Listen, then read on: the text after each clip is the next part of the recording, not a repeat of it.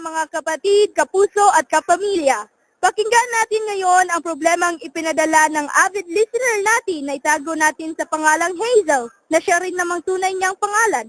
At muli, ito ang Dear Pinoy. Kayo ang boss ko.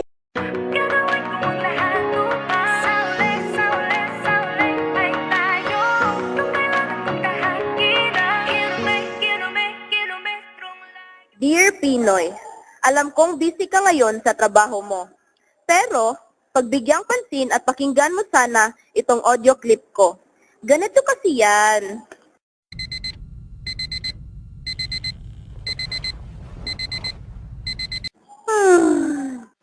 Hi, klase na naman. Nakakapagod talaga ang mag-aral.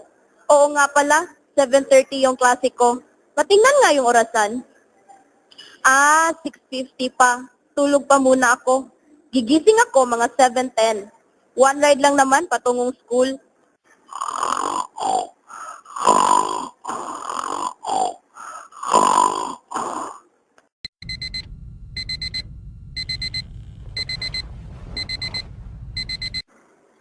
Ay, anong oras na kaya?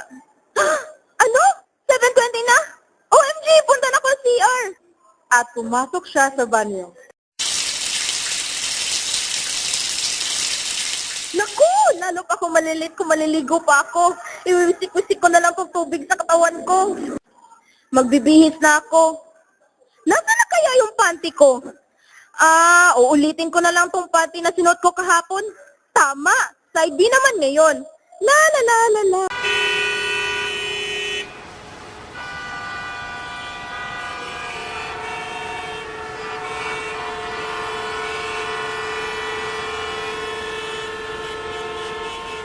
Tae!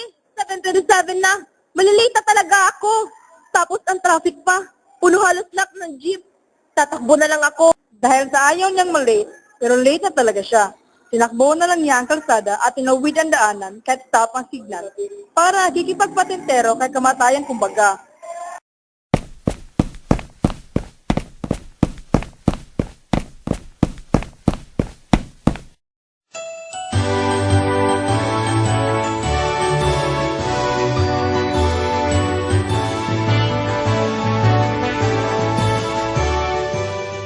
Ay, salamat. Whew! Narito na ako sa CNU. Makapasok na nga, pero babatiin ko muna yung guard. Hi, Kuya Guard! Magandang umaga! Gwapo ka ngayon Oy, huwag mo akong bulahin. Teka. Bakit blonde yung buhok mo?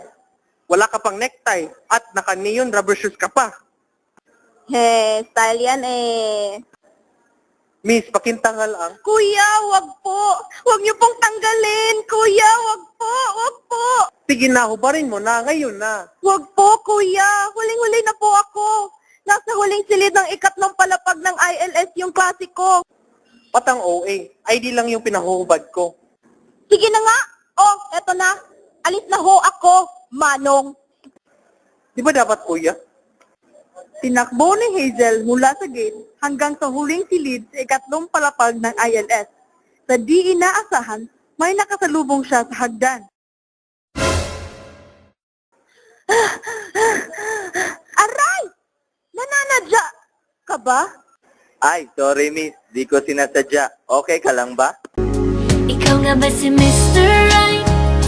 Ikaw nga ba love of my life? Ikaw nga ba ang icing sa ibabaw ng cupcake ko? Ikaw nga ba si Mr. Right? Ikaw nga ba love of my life? Ikaw nga ba magbabalik ngiti sa aking mga mata? Si Mr. Right ka ba? Okay lang. Sige, alis na ako. May klase pa ako. Pasensya talaga miss. Bumaba ang lalaki sa hagdan at biglang napabulala si Hazel. Akin ka na lang, akin ka na lang, ang dinadasal sa araw-araw. Ang gwapo talaga niya. Ang taas-taas niya. At ang kisig-kisig pa. At late na talaga ako.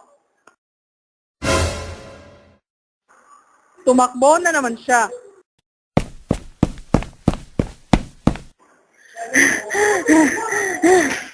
Hay, nandito na ako. Bubuksan ko yung pintuan. Class, anong bilang na tayo sa ating pasulit? Last number na po, sir. Ano? Tapos na kayo? Oh, Miss Hazel, nandun ka na pala. Napakaaga mo naman para sa susunod na klase. Palagi ka talagang nahuli, Hazel. Okay, class, ipasa na lang yung papel at maaari na kayong lumabas. Hala ko. Hazel, halika dito. Pero isarado mo naman yung pinto. Sir, wag po. Wag po, sir. Maawa po kayo sa akin. Bata pa po ako. Marami pa akong mga pangarap. Isarado mo na nga. Sir, wag po. Isarado mo yung pinto kasi lalabas yung aircon. Ah. Hazel, umupo ka malapit sa akin. Sir, wag po. Wag po, sir. Ano ka ba? Inuulit mo naman yan. Pagsasabihan lang kita. Miss Hazel, napapansin kong palagi kang late. Nahuhuli ka na rin sa ating mga aralin. Ang baba ng mga marka mo. Sa tingin mo, natutuwa ang magulang mo sa'yo? Ang suliranin mo ay napakasimple lang.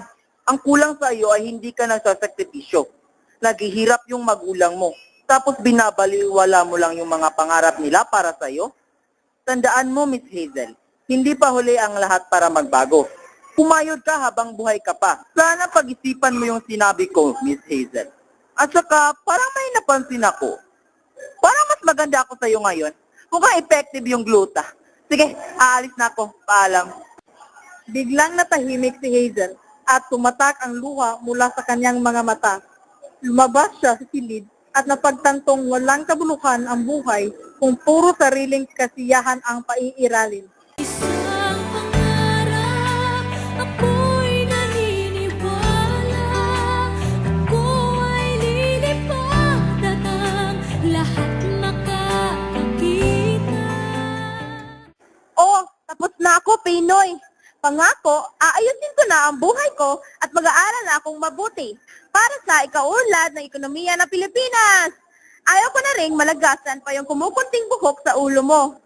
Paalam, nagmamahal, Hazel. Salamat sa pagpapadala ng solusyon sa iyong problema. Ayan mga kaibigan, hindi po mali ang magkamali. Sa huli, may aral kang natutunan. And that's what makes us a human.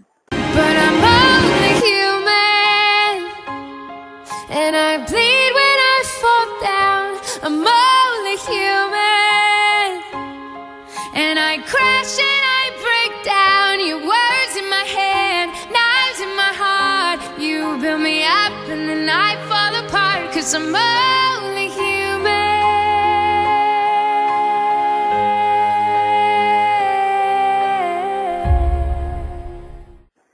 Ang programa pong ito ay nasikatuparan dahil kinag Ginoong Kevin, Binibining Hazel, Ginoong Carl, Binibining Jonah, Binibining Jasmine at Ginoong Archiven. At ako po ang inyong lingkod, Jessa. Hanggang sa muli, dito lang sa Dear Pinoy. Kayo ang boss ko.